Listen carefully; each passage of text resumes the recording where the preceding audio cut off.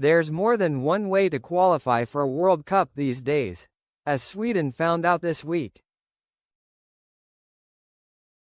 Graham Potter's side were in ecstasy when they beat Poland on Tuesday night, courtesy of Viktor Gyökeres' 88th-minute winner. The scenes after were heartwarming, and Potter was chuffed. "We weren't perfect, but who cares?" he said. "We're going to the World Cup, baby. Wow." That's one way to describe it. In qualifying, Sweden picked up 2 points from their 6 games, 4 defeats and 2 draws, finished rock bottom of their group, and North America seemed a mile away. Step forward the Nations League. By virtue of winning their group, Sweden found themselves with another shot at reaching the summer's tournament. Quite a lot had to go their way. The 4 best-ranked Nations League group winners, based on the Nations League interim ranking, that failed to qualify for either the tournament or its playoffs would be granted a pass, and Sweden fit the criteria. Potter's side were ranked 10th out of the 14 winners. But Spain, Germany, Portugal, France, England and Norway qualified, and Wales and Czechia were in the playoffs. That allowed Romania, Sweden, North Macedonia and Northern Ireland a virtual tap-in. So what exactly is qualifying and the point of it? Why should Kosovo, who finished on 11 points in Sweden's group, beating them twice along the way, but lost in the playoffs, miss out at the hands of the Swedes, who picked up 9 points fewer in actual qualifying? An incentive to take the Nations League seriously? A way around finding more teams to compete in the playoffs?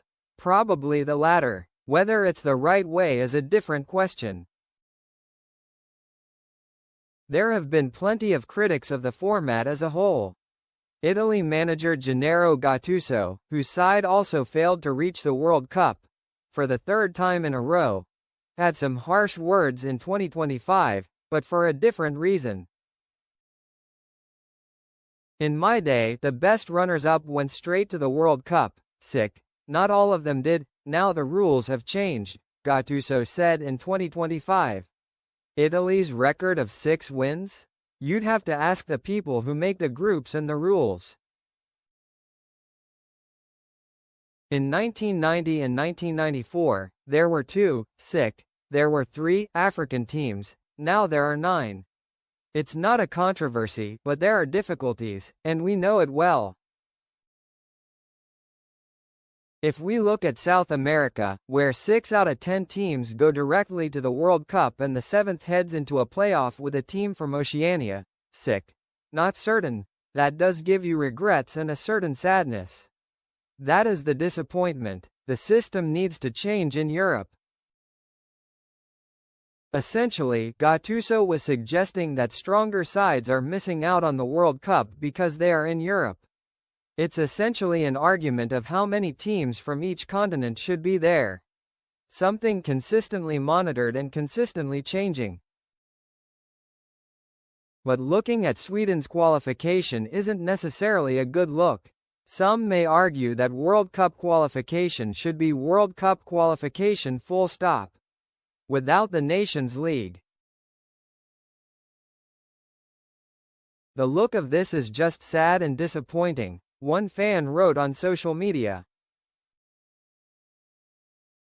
Another added, "It leaves a sour taste." Like anything, this will likely get clearer with time. This is the first World Cup with 48 teams, and things may be adapted in terms of qualifying for future tournaments. But that is no silver lining for the likes of Kosovo, the likes of Italy. There is little they can do now, though, but look forward, and hope things either change or they themselves get better. That's football, eh?